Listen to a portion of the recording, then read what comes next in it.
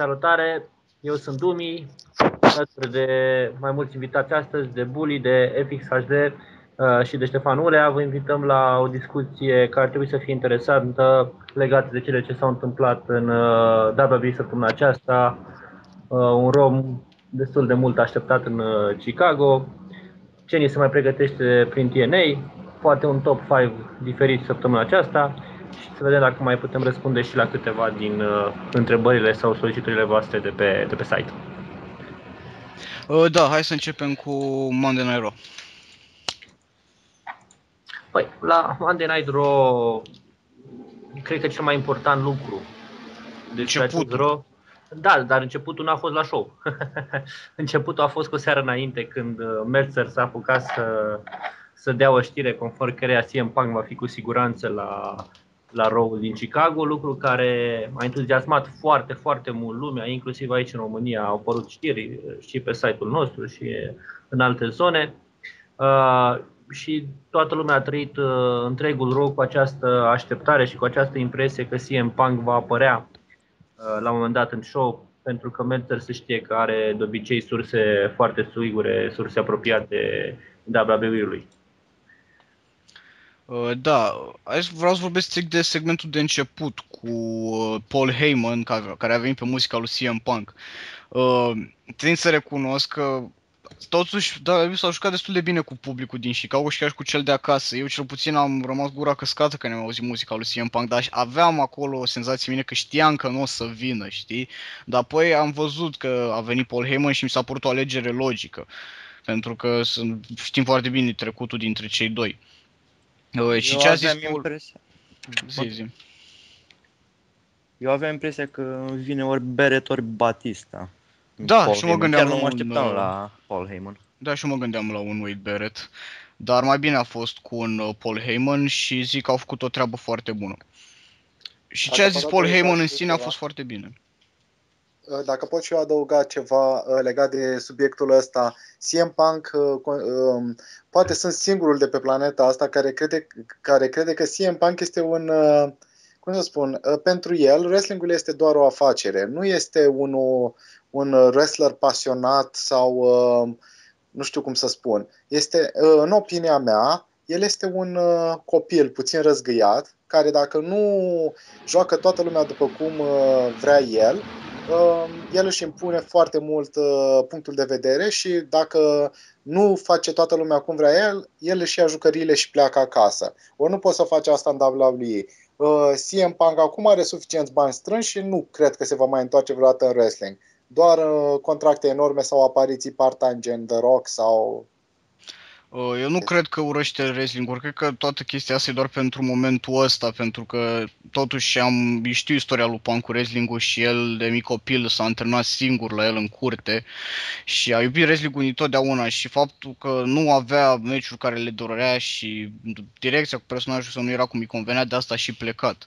Eu nu cred că a făcut... Nu e vorba de bani aici, e vorba de pur și simplu caracterul. Da, nici nu sunt de acord cu ce a făcut și faptul că le-a întors spatele fanilor. Asta mă deranjează cel mai mult, dar nu pot să spun că el vrea doar bani. Eu o să am un singur din adolescență, practic. În toată viața lui de adult n-a făcut altceva în afară de wrestling. Eu o să am un singur comentariu legat de toată această conexiune între Punk și WWE și ce s-a întâmplat acest Raw din Chicago. Și cred că este un cuvânt foarte bun pentru a defini tot ce s-a întâmplat la acest Raw și înaintea lui și acel cuvânt este lașitate. Din punctul meu de vedere, WWE a arătat o lașitate fără precedent.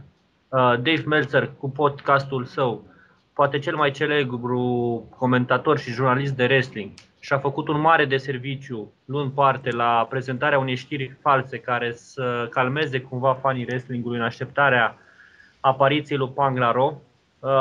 Cu toții, și noi și alții care fac podcasturi de wrestling, de ce le facem? Le facem tocmai pentru că avem în cap acest model lansat de Meltzer. Meltzer era, nu știu dacă sunt cuvinte mari, o somitate în domeniu și faptul că el a permis să intre în acest joc al WWE-ului care a făcut orice posibil, de aia spun că sunt niște lași. Au fost lași, nu au avut curajul să înfrunte publicul din Chicago cu ideea că Punk nu se mai întoarce. Au încercat să transmită tot timpul pe parcursul show-ului ideea că poate Punk se va întoarce. De ce a apărut Paul Heyman? Din punctul meu de vedere, nu pentru că are un trecut cu Punk. Pentru că au fost atât de lași încât Heyman era singurul capabil din compania aia să țină un discurs în care să vorbească despre Punk, pentru că a fost primul om care a vorbit despre Punk după ce Punk a plecat. Și numai el a avut talentul, răbdarea și discursul necesar pentru a face cât de cât publicul să aibă o poziție normală referitor la plecarea lui Punk și să facă trecerea apoi mai departe către feudul Brock Lesnar-Undertaker. Mai departe, tot ce a făcut WWE pe parcursul show-ului, de a oferi un Bryan contra Batista, de a schimba centurile la echipe, știindu-se dorința fanilor ca aceste centuri să nu mai fie la, așa zis, și îmbătrâniți New Age Outlaws, tot ce s-a întâmplat la acest Raw și înaintea lui a arătat lașitatea și frica pe care WWE a avut-o în a înfrunta publicul din Chicago. Și din păcate totul s-a terminat așa cum WWE ne-a obișnuit în ultimii 2-3 ani, cu o dezamăgire, pentru că din păcate Punk nu a apărut și nu s-a întors. Și cel mai afectat, părerea mea, după acest episod rămâne Meltzer, a cărei credibilitate a fost foarte mult afectată. Da, ce vreau să mai adaug este că mi-a plăcut foarte mult tranziția care a făcut-o Paul Heyman de la tot treaba cu CM Punk la feud Undertaker-Brock Lesnar. Mi s-a părut foarte bine executată. Hai să vorbim puțin despre apariția lui Brock Lesnar. Mark Henry e de la un timp curva personală lui Lesnar. Un termen cam dur, dar e adevărat. Jobber, hai să rămânem la Jobber. În ultimele luni n-a făcut altceva în afară de a fi bătut de Lesnar. Da, și cred că acum mai o să apară glume pe internet despre țipătul lui Lesnar. Dar cred că îl faci intenționat. Nu știu, are voce de femeie, zici că mă abțin să zic ceva pe bune. Mă rog, asta nu e important. Au apărut știri că unul din monitoarele pe care le-a aruncat a atins un cameraman. Am înțeles un fan, un cameraman. Eu de cameraman am înțeles că le-a aruncat în ring, știi? Asta se mai întâmplă, nu e nicio problemă, e perfect normal. Probabil și-o merita. Și acum ceva timp, când dădea cu scaunul, tot Mark Henry dădea cu el așa de tare încât era să lovească un fan cu el când îl dădea pe spate. Să fiu plictisit de build-up-ul ăsta care primește Brock Lesnar de fiecare dată când vine doar bate pe cineva și nimic altceva, știi? Adică înțeleg că nu prea are credibilitate. E destul de greu să-i faci build-up într-o lună, că el mai mult e liber decât luptă, știi? Și da, e destul de greu să... Și mai ales că a avut câteva meciuri care le-a pierdut, de exemplu. Ăla cu John Cena cred că l-a afectat cel mai mult. Asta vreau să spun și eu. Nu mai e credibil acum când distruge pe orice, după ce el deja a pierdut un meci la Triple H, a pierdut un meci la John Cena, deja nu mai are aceeași capacitate de destroyer, cum avea Goldberg când era, de exemplu, invincibil, dacă nu pierduse niciun meci. Și o să piardă și acum la WrestleMania. Știți că în UK se pun pariuri pe, nu știu dacă e și în România, dar se fac pariuri pe WrestleMania. Sunt curios dacă cineva își pune banii pe Brock Lesnar, că îl va învinge pe Undertaker. Poate Vince McMahon și să dea după aia ordinul. Ar fi o strategie bună. Mai știi. Ce s-a mai întâmplat la acest Raw? S-au schimbat centurile la echipe, tu mi-ai zis ceva despre asta. Eu sunt destul de bucuros pentru The Usos, pentru că sunt de ceva vreme în companie și pentru cât au muncit merită. Eu nu am spus că mă dezamăgește că au câștigat Usos centurile, eu spun că mă dezamăgește că WWE a făcut acest gest acum la Raw, tocmai ca să încerce cu orice poate să ia atenția fanilor de la Punk și să îndrepte către altceva. Corect, dar și fanii au exagerat chiar și pentru chestia asta, pentru că să fim serioși, fanii sunt în spatele celor de la The Usos, dar chiar și așa tot au scandat numele lui CM Punk. Dar își dă cineva seama cine este Jimmy și cine este Jay dintre cei doi? Eu niciodată nu pot. Jay are un tatuaj. În afară de Michael Cole, cred că nimeni nu știe cine e cine. Jimmy nu e un pic mai gras, Jimmy, nu știu, așa. E cel din dreapta. Cel din dreapta da, e un pic mai gras. unul din ei e mai gras, unul e mai rapid. Jay are un tatuaj pe... Acum unde are Jay tatuaj? Dacă avea un Dacă e unul mai la unic, tatuaj, dar nu poate vine. că rețineam, dar așa la bărbat la tatuajul ăsta să mă pe pectoral. Gata, mi-a venit. Să vorbim un pic și despre, practic, oarecum un tease către despărțirea dintre Cesaro și Swagger.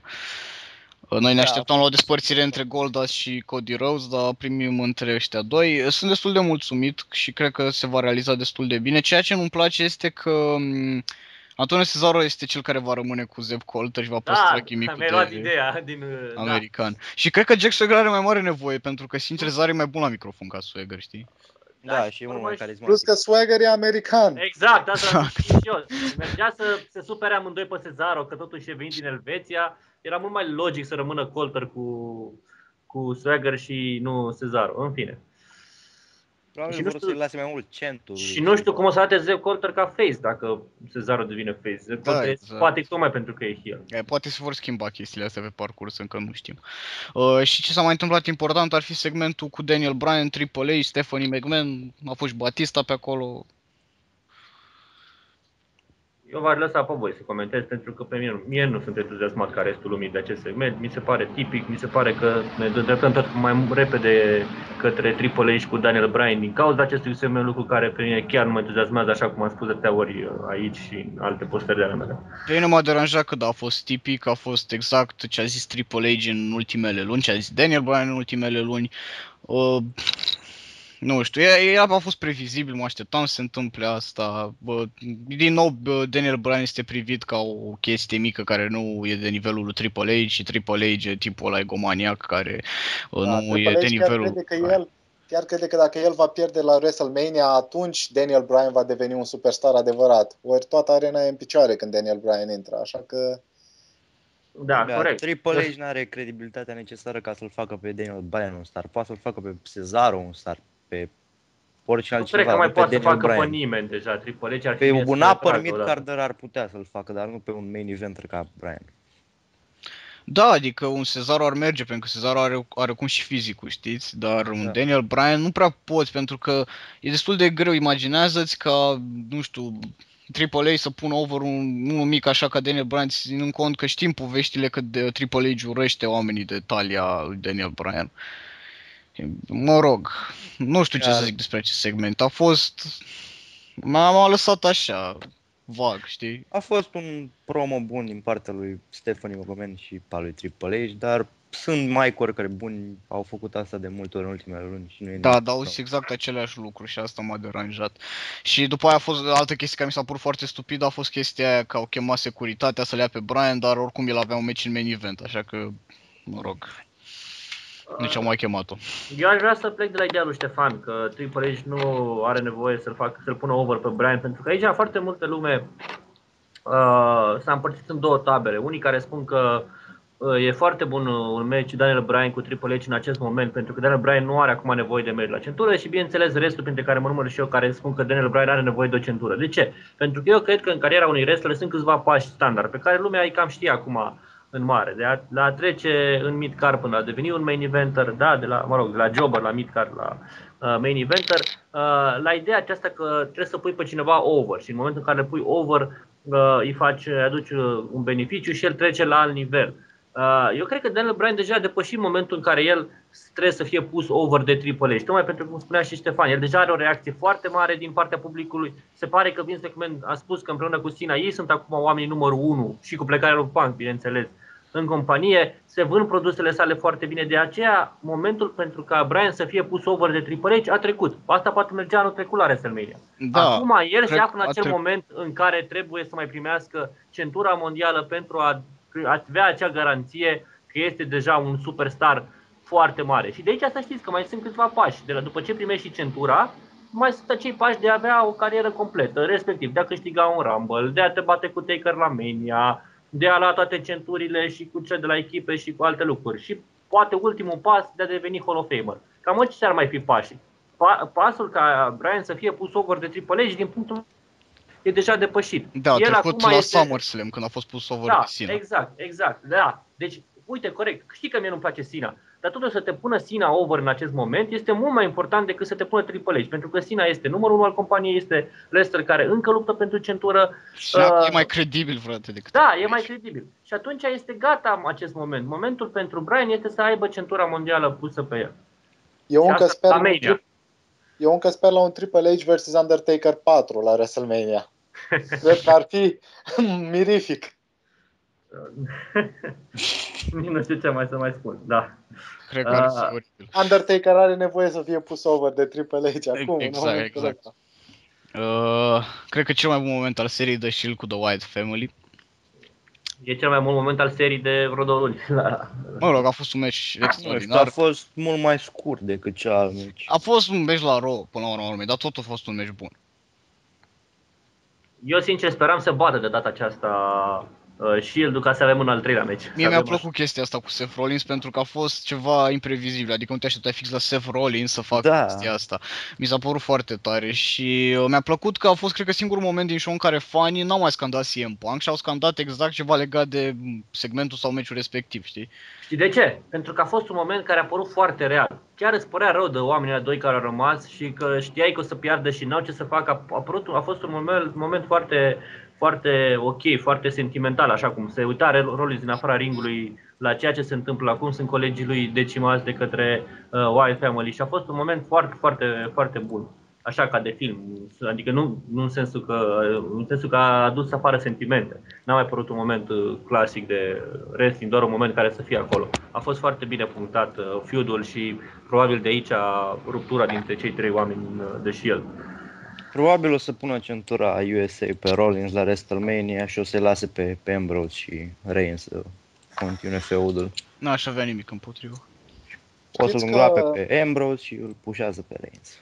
Nu îngroapă pe The nimeni. Shield vs. Wyatt sunt acum noul triple feud care era înainte între Edge, Christian, Jeff Hardy și Matt Hardy și Dudleys. Numai că parcă mi se pare cam expeditiv totul. Nu s-a făcut un build-up suficient de lung și parcă mi se pare că se poate termina în orice moment conflictul lor. Eu așa... Păi e cam terminat. Da, pentru că din nefericire ei vor neapărat să-l pună pe White să bată cu Cena la Mania, să-i rupă pe băieții ăștia trei. Nu puteau să aibă răbdare, exact cum spuneai tu, să avem un meci la Mania între cei 6 oameni, exact cum a fost cu Dudley, cu Edge, Christian și cu Hardy Boy, să avem un ladder match sau un TLC match între cei 6 care să termine feud-ul, pentru că siguranța acela ar fi fost un match memorabil și un match chiar demn de Mania. Meritau aceste două echipe să se întâlnească la Mania. Așa se grăbește totul, cum spui tu, tocmai pentru ca lumea să uite de feud-ul ăsta până la Mania, Bray Wyatt să înceapă feud-ul cu John Cena și cei trei din The Shield, nu știu, să aibă un triple threat probabil. Pe asta se va merge. Păcat, vor ieși două meciuri mai slabe decât ar fi ieșit un meci între cele două echipe, cu siguranță. Nu, cred că meciul triple threat între cei trei va fi bun. Aveți vreo păreri? Vreți să discutați despre Sheamus și Christian care primesc aceleași chestii săptămână de săptămână? Sau vreți să vorbiți despre metoda cum a fost folosit Aaron Paul din Breaking Bad la Raw? Că a fost pus cu Dolph Ziggler ca să nu fie huiduit? Păi tot de aia. Știau că e un public care este iubitor de wrestler ca CM Punk, ca Bryan și ca Ziggler și l-au pus cu Ziggler tocmai ca lumea să-l ierte, ca să spunem așa. Dar nu cred că îl huiduia cineva pe Aaron Paul. Ba, cred că da. Nu prea, ce mă dezamăgit e că guest hosturile astea, știi? Cu toate că Aaron Paul a fost chiar foarte bun în Breaking Bad, dar în wrestling nu cred că ar fi făcut mare căcat. Da, e ceva de 2010 cu guest hosturile. Da, e ceva trecut. Mă rog, oricum fac din anul în Paște, așa cum prea mă deranjează. Hai să vorbim puțin despre segmentul cu John Cena și The Wyatt Family. Promo-ul lui Bray Wyatt, n-am cuvinte, a fost genial. Get ready for mid-card, Wyatt? Nu cred că se va întâmpla asta. Nu, eu nu am impresia asta despre John Cena. Nu se întâmplă asta. Eu cred că chiar dacă Wyatt o să piardă la WrestleMania, după aia Wyatt tot aceeași poziție să o aibă care o are și acum. Cum are și Wade Barrett acum? Știi care este singurul motiv? Uite-te la Daniel Bryan, vezi să spui că după, sau nu, cine a mai pierdut în fața lui John Cena și... Damien Sandow, Dolph Ziggler, Ryback. Ăștia oricum nu aveau viitor, dar Bray Wyatt are. Nu, eu cred că diferența e alta între aceste cazuri și cazul cu Bray Wyatt. Faptul că de data acesta meciul nu va fi în main event. Și chiar dacă Cena va câștiga și 100% va câștiga, nefiind în main event, nefiind lumina reflectoarelor pe acest meci, lumea va trece peste faptul că Bray Wyatt a fost învins într-un moment important pentru el. Să nu uităm că Cena l-a bătut pe Wade Barrett când ei doi erau în main event. L-a bătut pe Damien Sandow. Da, l-a bătut pe Sandow când era campion, tocmai câștigase centura și urmează să se bată cu Orton pentru unificarea titlurilor. L-a bătut pe Ryback când după WrestleMania 29 au urmat acele luni groaznice în care Cena nu mai distrugea așa, let's so call monsters, da, de la Mark Henry până la Ryback, a avut mai meciuri de astea în care a distrus monștrii cei răi. Deci era lumina pe el. De-aia băieții ăștia au rămas foarte mult în spate. Acum cu Bray Wyatt este un meci care nu e nici măcar în primele 3 meciuri ca importanță de la Mania. Deci e șansă mare ca Bray să treacă peste această înfrângere care îi se pregătește. Cred eu. Uitați cum stă treaba. Dacă Fandango este neînvins la WrestleMania, cred că este o șansă și pentru Bray Wyatt să câștige meciul. O șansă mică, ce-i drept, dar de ce nu? Sau putem spune altceva. Șanse mult mai mari, era totuși Chris Jericho. Chris Jericho pierde în fața tuturor. Da, sau putem spune altceva. Uite că pe Fandango nu l-au ajutat o victorie la WrestleMania împotriva lui Chris Jericho ca să fie over și să ajungă un nume mare. Așa că poate și o înfrângere. Fandango era un caracter de mid-card definit înainte să debuteze. Da, nici eu nu mă gândeam cum poate ăsta să fie pus în main event. Mă gândeam oare ce o să facă. Știam că o să ajungă la O asta. să aibă o carieră de mid-card, o să mai fie pe aici, pe acolo, pentru încă... Da, oricum, el e interesant din punctul meu de vedere pentru Summer Rae, atâta tot. Pentru toți așa. Eu încă sper să îl văd iar cu caracterul lui Johnny Curtis, ăla cu de weirdo. Era foarte tare în NXT Redemption. Ce părere aveți despre acest Alexander Rusev? O maga. Măi, eu vreau să spun că am o părere despre în afara WWE-ului, pentru că luând acum în considerare și discuția despre această companie de wrestling care se înființează la noi și care va avea un show în mai, pe mine mă oftică foarte, foarte tare că bulgarii ne-au luat-o înainte atât de puternic la wrestling și că Bulgaria este pronunțată la fiecare ediție de Raw datorită lui Rusev și într-un fel bravo lor pentru ce au reușit, și Rusev și Ricardo Rodriguez, da? Deci cel care apărea cu Del Rio, amândoi provin din aceeași școală bulgară de wrestling și uite ce înseamnă să ai o școală de wrestling la tine în țară, la ce se poate ajunge. Dar vă știți că noi avem și unul din Republica Moldova care luptă, a fost campion în IWGP. Alex Vincek. Da, da. Da, și care a fost în TNA. Da, și în TNA a luptat și campion cu Forever Hooligans. Eu știu că a avut și un contract cu FCW.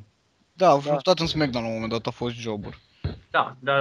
Da. Știu că a fost în FCW, Peter Orlov, ceva de genul, nu mai știu. Deci, iată, două state vecine, da, cu Moldova avem și legătura pe care o avem, care au putut să aducă oameni în wrestling-ul din America, noi mai puțin. Până la urmă și Dolph Ziggler face o mare reclamă wrestling-ului în altă țară vecină, nouă Ungaria, pentru că el are origine maghiară, nu știu, probabil că știți acest lucru și când au mai făcut tururi prin Europa de Est, inclusiv atunci când au venit la noi, Dolph Ziggler a făcut o mare reclamă wrestling-ului în Ungaria. Îl cheamă Nick Nemeth, da? Nemeth. Da, exact. Și main eventul Batista cu Bryan. Un match bun. Eu așteptam să vină Punk încă. Da, și eu, în ultimele 2 minute, eu număram secundele în care mai au timp să-l aducă pe Punk. Mi s-a părut mie sau meciul acesta a fost prezentat ca fiind first time ever? Păi n-a fost? Eu știu foarte clar că Daniel Bryan a mai luptat odată cu Batista când au început în NXT. Eu știu că Batista plecase fix înainte să înceapă NXT. Nu, a plecat după ce a început NXT-ul, dar nu, Bryan nu a avut meci cu Batista, a avut cu Chris Jericho în NXT. Daniel Bryan l-a pus pe Batista în Cattle Mutilation, în NXT. Țin minte, pot să bag mâna în foc pe tema asta. Nu mi-am amintesc, cred că a fost la un house show ceva. Habar n-am, eu sincer habar n-am. Oricum NXT-ul vechi nu prea e recunoscut. Mă rog, avem SmackDown, nu? Dacă vreți vorbiți